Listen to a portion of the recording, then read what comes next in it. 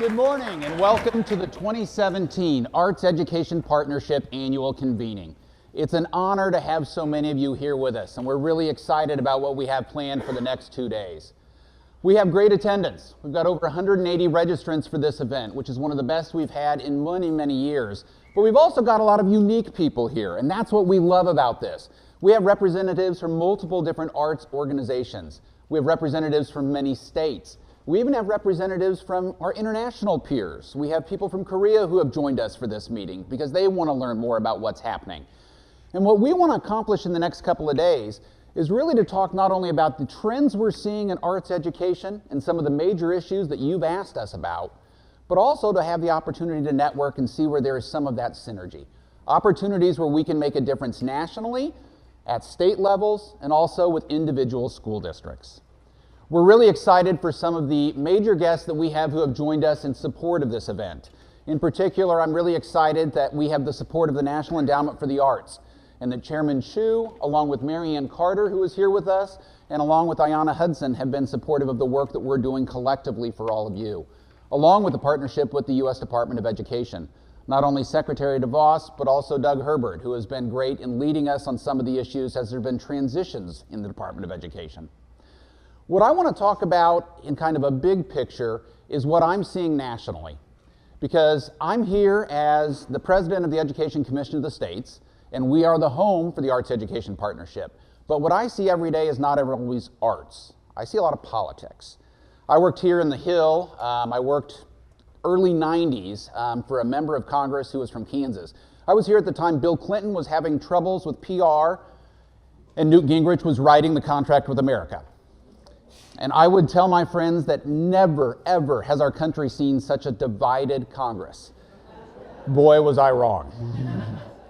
And so what I'm seeing is some of the same kind of issues in state houses. And so I want to talk a little bit about what happens from us at the Education Commission of the States and why there's a real relevance to the work we're doing. We've been around for over 50 years, and we really see ourselves as the indispensable member of any team that wants to make a difference on education. And when I say indispensable, we're working with a large number of education policymakers, chairs of education committees, the chief state school officer in your state, or the secretary of education, depending on what their name is, the governors of the states, with a host of different superintendents, to try to help them work through major federal policies that are making changes. But remember, federal funding and federal policies for states only make up 11% of their funding on average. The majority of the policies that are happening in states are happening in the State House. We do a lot of work in the notion that we believe there is power from learning from experience. We have a really large number of turnovers happening in these elections.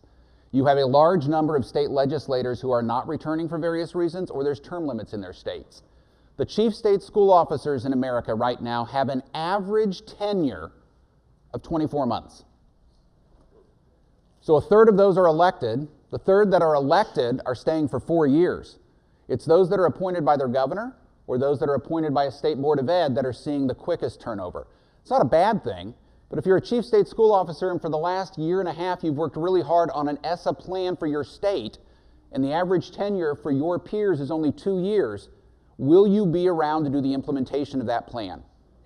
And if you're not, will your successor even think about some of the areas that you had hoped to put in your plan but didn't put in because the federal government didn't mandate that it had to be listed? And a lot of that comes down to well-rounded education and arts. The members that we serve, and we have 350 commissioners for the Education Commission of the state, we're in statute in almost all the states. And usually, my commissioners in a state are the governor, the chair of the Education Committee in the House, the chair of the Education Committee in the Senate, the chief state school officer, the president of the universities, or the SHIO, the state higher ed executive. When we go into a state and bring those 7 people together, they know each other quite well, but I hear the same comment, I haven't seen you since the governor's holiday party last year. And so one of our goals is to bring those people together so that there's a conversation across the silos they're working in so that they can hopefully look at the bigger, broader goals that they hope to achieve as a state, and also share with us some of the best practices so that we can share those with other states. I have a lot of times in November that I get a lot of texts from governor's staff. They don't email me as much. I think it might be open records issues. I'm not sure. But I get a lot of texts from governor's staff that say, don't tell anybody, But in the governor's state of the state, we're going to announce this education policy. Can ECS help us become national experts in the next 2 months? And this is what we do. We monitor every single education policy that's taking place across the country. We read every single education bill from the first page to the last page. We have staff parties occasionally when some states pass their omnibus appropriations bills because my staff reads the entire bill. And with all due respect, there are some people who voted for that bill who may not have read the entire bill. And so it's important because we put those in a database so that we know every single education policy, from early learning to post-secondary, whether you're talking about high school dropouts, policies that are focused on low-income students, arts policies, well-rounded policies, so that when a state calls us and says, we need this, we can usually say, here's an example of 7 states that are already working on that. 3 of them look like they did well, they're getting outcomes, some of them weren't funded right, some of them didn't get implemented right, but here's what you can learn from so that you don't have to go and recreate the wheel.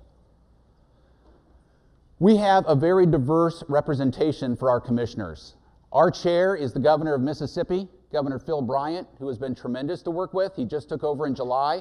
He's a Republican from Mississippi. He replaced the Democratic governor from Montana, Governor Steve Bullock, who was our former chair. Our vice chair is the Assembly member Shirley Weber from California, who sits on the Appropriations Committee. And as Assembly member Weber would remind me occasionally, California teaches the same number of K-12 students as 22 states combined do. And so looking at how these policies impact on numbers are important. And Margie Van Dieven, who is the Chief State School Officer in Missouri, is our treasurer. We do a lot of our work around 4 silos for you. We do research. How do we show you what policies are important? We do reports. We have one that's coming out tomorrow on deeper learning and its association with arts and well-rounded. We do a lot of counsel. I've been in 37 states already this year where we go in to provide technical assistance and help broker some of these policy discussions. And we do a lot of convenings like this.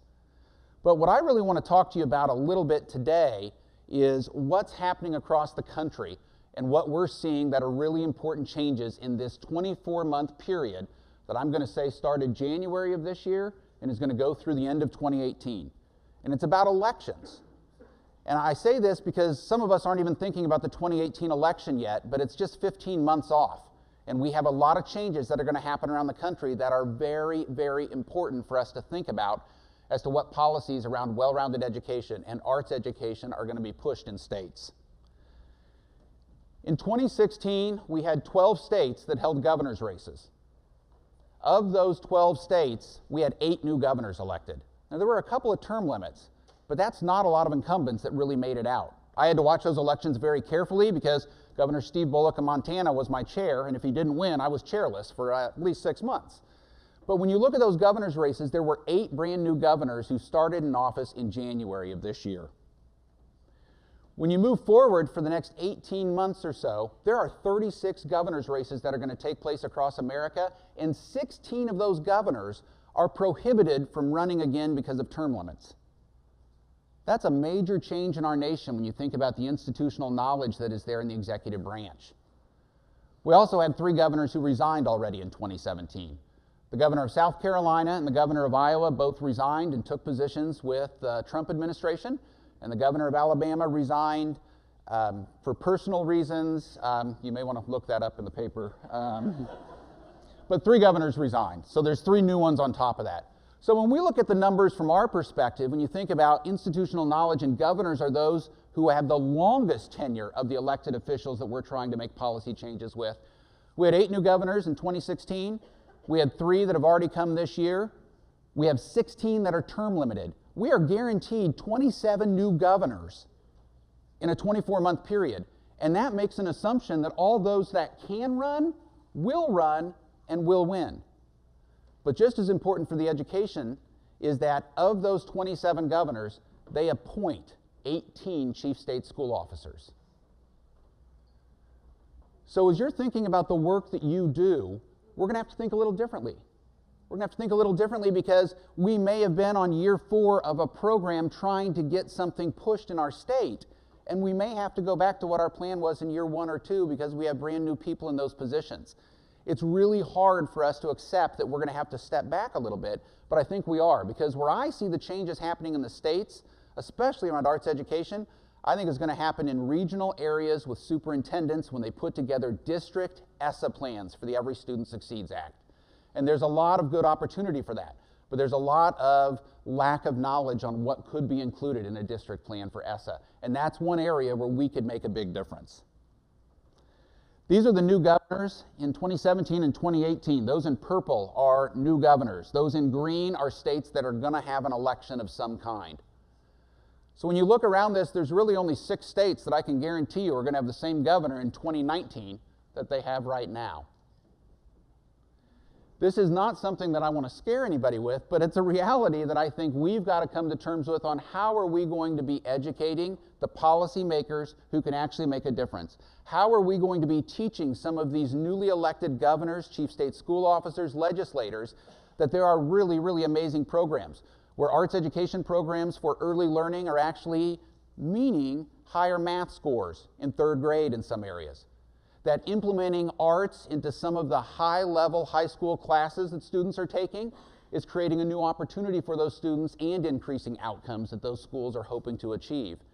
That there is a relevance to the work that we do every day. This matters a lot with what we do at the Education Commission of the States and with the Arts Education Partnership. I'm a firm believer that if we're going to have a real impact on the outcomes that states are looking for, we're going to have to think differently. We're not necessarily going to be able to put the same kind of plan together that we have in many states. Some states are currently looking at what are their arts curriculum standards right now, and that's great. Many states don't do that at best, maybe every 10 years. How do you look at a new administration? How do you look at a new chief state school officer and highlight that this is potential and there's a real opportunity to make a difference with that? And how do you mobilize your forces with other people in this room?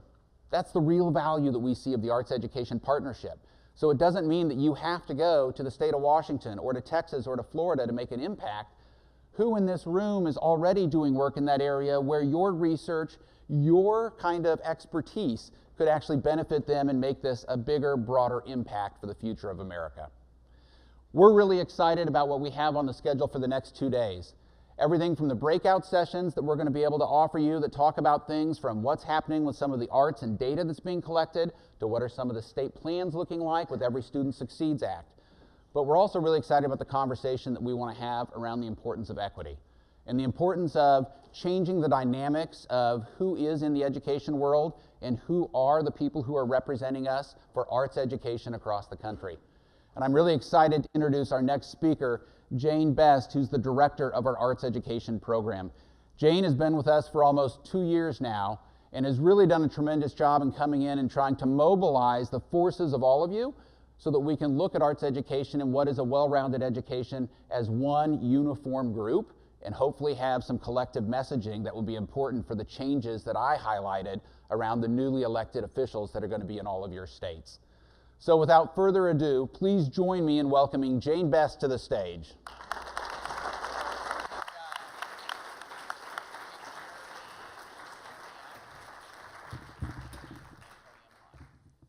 Good morning, everyone. So Jeremy was being generous when he said almost 2 years. It's only one AEP annual convening behind me, so I look out and I'm really happy. Last year I was scared to death of you all, and today I look out and I see a lot more familiar faces for which I am grateful. And it also means I've been really logging the United Airlines miles. Welcome. We're really grateful to have you all here. And boy, this hotel is really quite beautiful, and it's really a nice space to share 2 great days with you. I want to address a little housekeeping first. The facilities are down the hall to the left. It's a journey, so build in some time. You're going to head your way downstairs.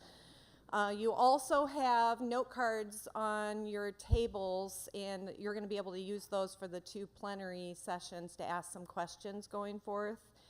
And a lot of you are going to be interested in the Wi-Fi passwords. So those Wi-Fi passwords are both on the table and in your program on page 2 and 5. We ask that you use your social media skills to the best of your ability using the hashtag AEPAC17 throughout this conference. and we'll be using those to digest them later and share what's happened throughout the conference through our social media. So as Jeremy's mentioned, I've been on the job for almost 2 years, and time has flown since we were all together last year in Denver, when the Arts Education Partnership was embarking on its new journey as part of the Education Commission of the States. So though I've gotten to know many of you, if I don't know you, I hope you'll take the time in the next 2 days to introduce yourself to me or one of the AEP team. So I'm going to just take a second, because we are small but mighty, to point those folks out to you. We have Kate Wolf in the back of the room, who conducts our external affairs work and is actually based here in DC. I have Cassandra Quillen, who's back in the left-hand corner and does our communications and social media work. And Danielle Bell and Sarah Olin are just out the side getting people squared away at registration. We're getting some great support from Education Commission of the States with K-12 and school choice expertise with Emily Workman, who is in here but not here now, and of course Micah Wixom, who's in the back of the room. And you just heard from Jeremy Anderson, our President of Education Commission of the States, and you'll be hearing from him throughout this conference. So in the time I have the platform here today, I thought I would take a few minutes and do a look back, and then talk to you about the hopes and dreams of the future for the Arts Education Partnership. Since last year, as Jeremy mentioned, we have a new administration. We have states taking action on the Every Student Succeeds Act, and we have states putting forth state plans that hopefully incorporate the arts.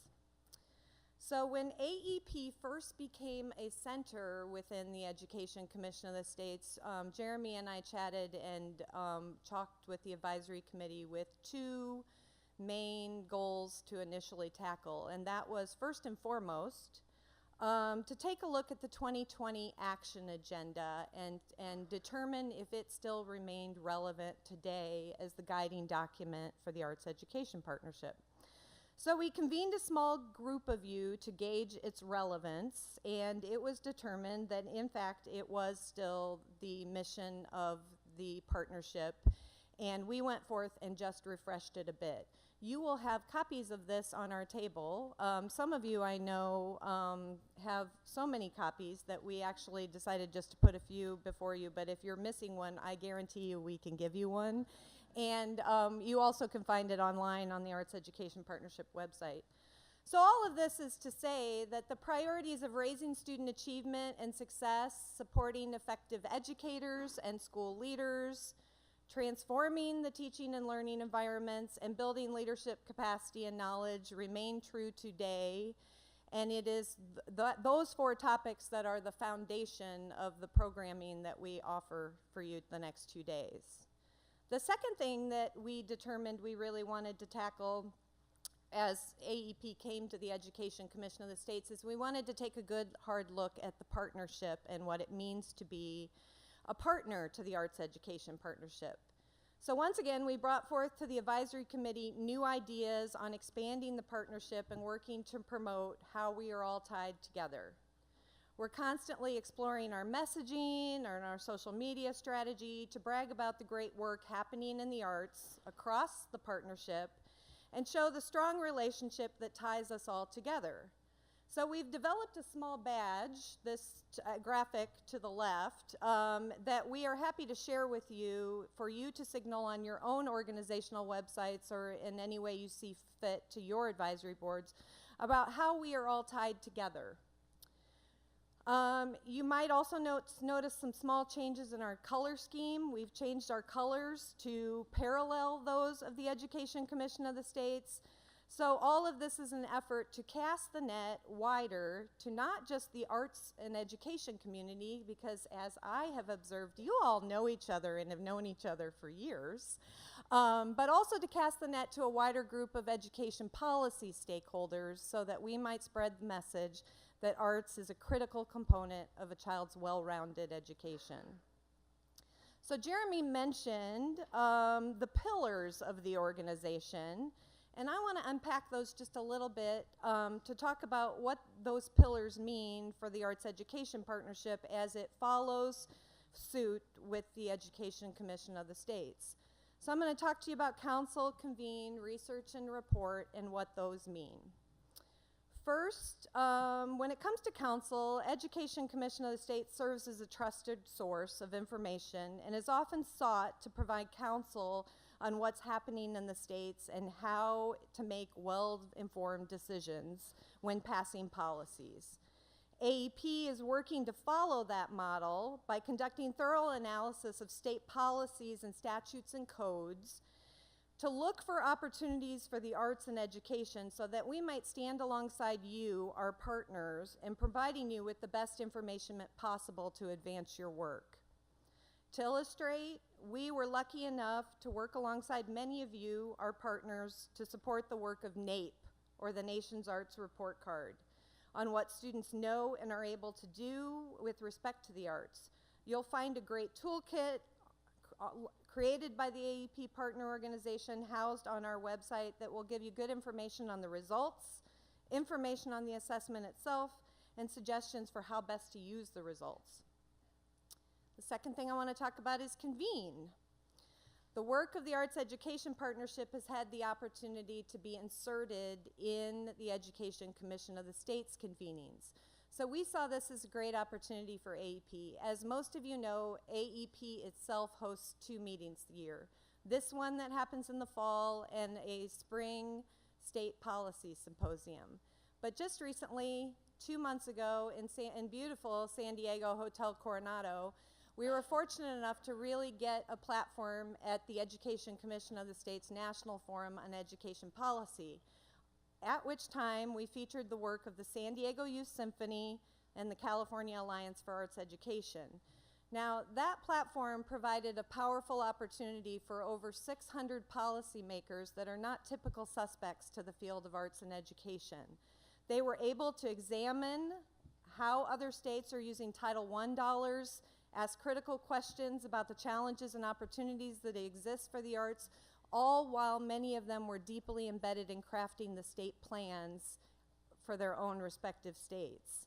I hope this illustrates the extra oomph that Education Commission of the States is able to bring to the Arts Education Partnership, because for me, one of the things that I'm most excited about for this job is spreading the message beyond our silo to other people who critically care about arts being part of a child's well-rounded education. Third, I want to talk about research.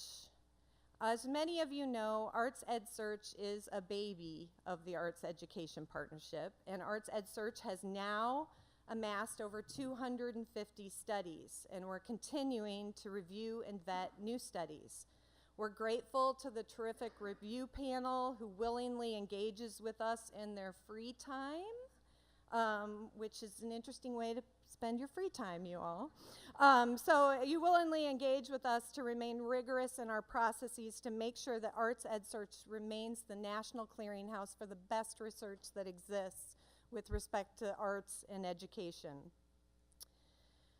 Also, with respect to research, I want to mention one more thing that's important and very sad. I know many of you had close personal connections to James Catterall, and 2 weeks ago we were all surprised and have a heavy heart to know that he is no longer with us in this world. And so I know for me, I'm personally sorry that I never got a chance to get to know James Catterall, but I do take solace in knowing that his legacy will live on forever in the field of arts education. And he has made a profound impact as one of the eminent scholars in arts education.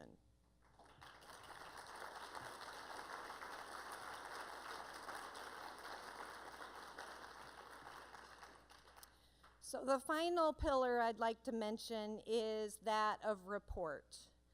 Education Commission of the States generates topical and timely policy briefs to the field of education stakeholders. These stakeholders look to ECS for its ability to take complex, rigorous research and deliver it in digestible, practical ways. You'll find that at the Arts Education Partnership, we are working very hard to work rapidly and keep pace with our 50 colleagues at Education Commission of the States and generate timely and topical policy briefs on the heels of the ones that ECS generates. That being said, we like to create deliverables that mirror the structure and the product and talk about what these topics mean for the arts. As you know, last year we rolled out what was called a mapping document after the Every Student Succeeds Act was passed. I want to give my personal thanks to the ESSA working group at the Arts Education Partnership, which led by Heather Noonan at the League of American Orchestras and Narek Rome at the Americans for the Arts for chairing that entire ESSA working group, and the critical feedback we get from all of you. That document, the mapping document, has multiple chapters, so as we see things happening in the states with respect to ESSA, that group is very busy working to generate chapters to incite the arts field on what they need to know more with respect to this landmark law. I also want to point you to an important piece of writing written by Lynn Tuttle at the National Association for Music Education. She has copiously gone through the state plans that are already out to look at what is happening with arts, and wrote a terrific blog for us on what those plans look like with respect to the arts. And finally, as Jeremy has mentioned, we just released a brief on deeper learning, and we received some generous support from the Hewlett Foundation to advance the work of the 2020 Action Agenda, and we will continue to write briefs that align with those 4 priority areas. But you'll find that brief officially released on September 7th, and you can find it on our website. So we've been busy the last year, as you can tell, and I now am going to move us forward to the next 2 days. I'm really grateful to have you all here today, and I hope that the agenda reflects a year of listening on our behalf and a year of trying to be intentional about meeting the demands of the partnership. You'll notice 2 main themes, of which Jeremy has mentioned, and I'm going to reiterate. Today I want to particularly highlight the theme of diversity, cultural inclusion, equity, and social justice. It is clear that we need to bring more people to the table around arts and education, and when I say that, I mean that we need to bring people from more diverse backgrounds, expertise, and approaches to the work. I'm particularly grateful that so many of your organizations are tackling this issue head on. In the time I have spent on the field, I don't think I've been to a single conference where this has not been top of mind for many of you. So as I mentioned, you have note cards in your desk, or in your former school teacher desk, in your tables, and you're going to get a chance to write down some questions, and I'm going to revisit that topic as we get closer to the plenary's discussion. We have a full day of programming, and then later this afternoon at 4:30, we have a wonderful movie screening sponsored by the Lowell Milken Center for Unsung Heroes. So to wet your whistle a little bit for what you're about to see later on this afternoon, I want to show you a trailer for that movie. Okay, well, as you can imagine, that movie is certainly going to generate some conversation and be evocative. So what we hope is after the movie, you will take yourself into a cocktail hour immediately following the screening to give you a chance to generate conversation and share your thoughts and feelings. Once again, I want to say we're extremely grateful to the Lowell Milken Center for Unsung Heroes. This film was featured at South by Southwest this year, and they have also supplied the wonderful artwork that you see scattered about this room and in the reception through the Art Effect Project. So briefly, if I could just transition into what to anticipate tomorrow, the other theme that has run strong that we wanted to highlight at this conference is that of educating in the arts and creativity and its role in the workforce. So tomorrow we're going to spend some intentional time looking at the field of arts as a driver for workforce development through the lens of education. We're going to have a terrific panel discussion among policymakers and industry leaders to garner their perspective. And we're going to end the day with Dr. Earl Franks, the new Executive Director of the National Association of Elementary School Principals. So before I get the day underway, there's just one last thing I want to say. The Arts Education Partnership is only as strong as that. What I mean by that is the Arts Education Partnership is only as strong as its partners that join us, which means all of you. We at Team Arts Education Partnership are in service to the partnership, and we're energized by sharing your good work and connecting you to others who share your hopes and dreams for the arts and education and its impact on a child's life. So, without further ado, I'm very excited to introduce you to Marianne Carter, because I have a feeling you're going to feel like Marianne's your new best friend like I just did, okay? Marianne is a self-professed dance mom, and she's also the Senior Deputy Chairman of the National Endowment for the Arts. And Marianne, we thank you for taking the time to introduce yourself to this audience. Please join me in welcoming Marianne Carter.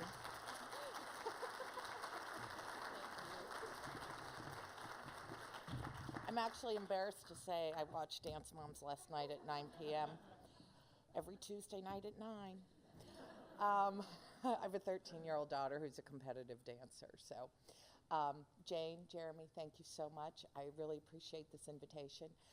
Before I get into my remarks, if it's a little hard for me to see, but if you work at the National Endowment for the Arts, would you stand so everyone can see? I know we have more people coming.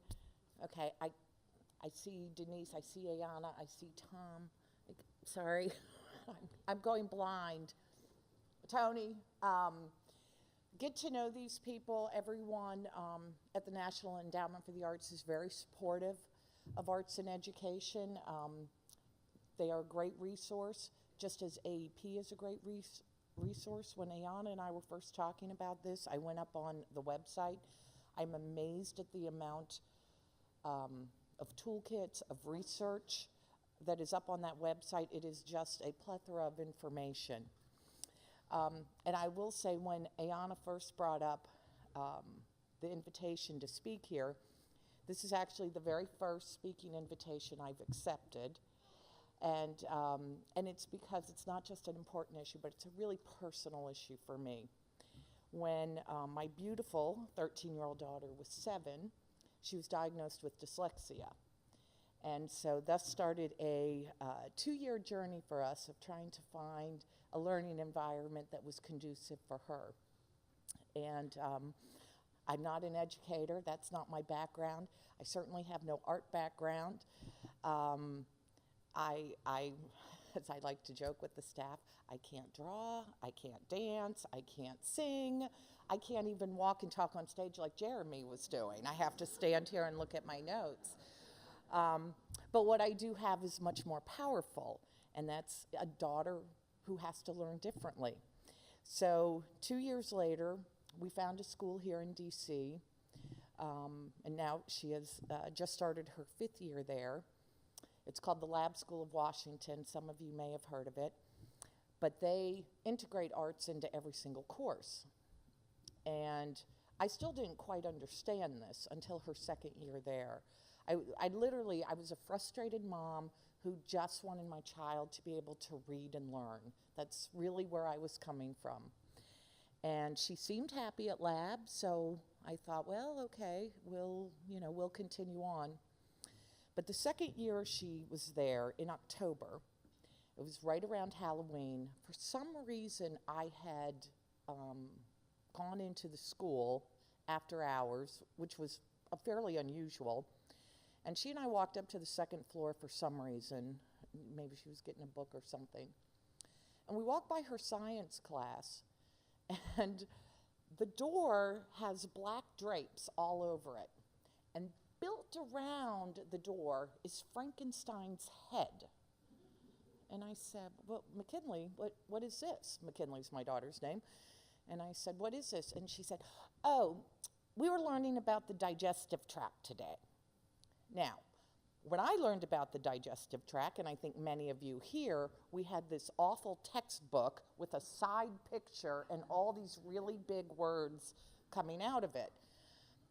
I can assure you my daughter would have had a complete and total meltdown if that was how she was supposed to learn about the digestive tract.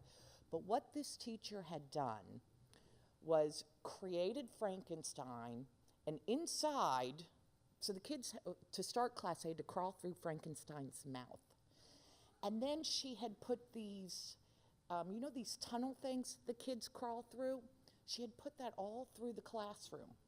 And so they crawled through Frankenstein's mouth, and then they crawled down his esophagus, and she had put squishy stuff for the small intestine. And then they moved to the stomach, and this is how the classroom worked for that day in science. And I was so blown away. I was like, wow, can you imagine learning like that? So beneficial for a daughter like mine, but imagine if every child was learning that way, the creativity that would just be unleashed. And so your Agenda 2020, while I know to some degree it's theory, I actually see it in practice every single day, because we have a school board that encourages the school leaders to be as creative as they can be. And those school leaders empower the teachers to transform a classroom and create a learning environment that is unbelievable, to create a classroom that gives you Frankenstein's digestive tract. And I had asked Ayanna about this. I said, is there any research that suggests that art integration helps retain? Because my daughter still remembers crawling through Frankenstein's digestive tract. I don't remember one thing about that chart at all. And so as I've said, it's a personal issue for me, and I don't think people understand until they see it and feel it, and then it becomes so real. And that's the job of everyone here, is to figure out how people understand that and get it. Let me just look at my notes here. Oh, yeah, so I was saying the Agenda 2020, it's just amazing because I get to see it every day. And then last year, not the music teacher, another science teacher, science is amazing with art. He wrote an original score, a musical called Einstein Walks. And the kids performed it as a musical for both the school and then later in the evening for the parents. And it was a play about Einstein takes a walk through the park and he meets 10 other inventors. And this teacher wrote the script and wrote 10 songs to go with it. And the kids performed it, and they sang, and they danced, and all of a sudden, they're talking about Da Vinci and simple machines and Galileo and Tesla. And I can remember my daughter saying, you know, I don't learn anything in science. And I said, you know, you do learn, you're just having fun, so you don't know that you're learning. And over the summer, in our community, we have 4 little girls, all the same age. They go to 4 different schools, if you can believe it. And so they were all talking about their schools, and they asked McKinley, well, what's your school like? And she said, well, my school's fun. We don't know we're learning. Can you imagine if every kid felt that way? Amazing. So I know I only had 5 minutes, so I'm going to finish up. But the work you do is so important. And so on behalf of the National Endowment for the Arts, as their senior deputy chairman, but mostly on behalf of being a mom, I thank you for your work. I encourage it. If there's anything we can do, let us know, because we encourage this work as well. And of course, again, on a personal level, I really am supportive and will try to do whatever I can in this position to keep moving this forward. So I told you about the Frankenstein example. That's literally turning concept and theory into practice. And now, we're not only get to see, but hear another theory put into practice. I'm going to introduce you to the Columbia Heights Educational Campus This is their Latin Jazz Ensemble. It's a 16-member ensemble, 9th to 12th graders. Is that right? 9th to 12th graders. And their focus is spreading Latin and Afro-Cuban music, not only to the community here in DC, but beyond. They've performed at musical festivals. They do outreach to the elementary schools, and they've performed at the Kennedy Center. And students, I want you to know the directors of educational outreach for the Kennedy Center, Mario, and Lincoln Center in New York, Russell, are here. So, make it good. So please welcome the Columbia Heights Educational Campus, also known as CHEC, the Latin Jazz Ensemble, and their director, Mr. David Onley.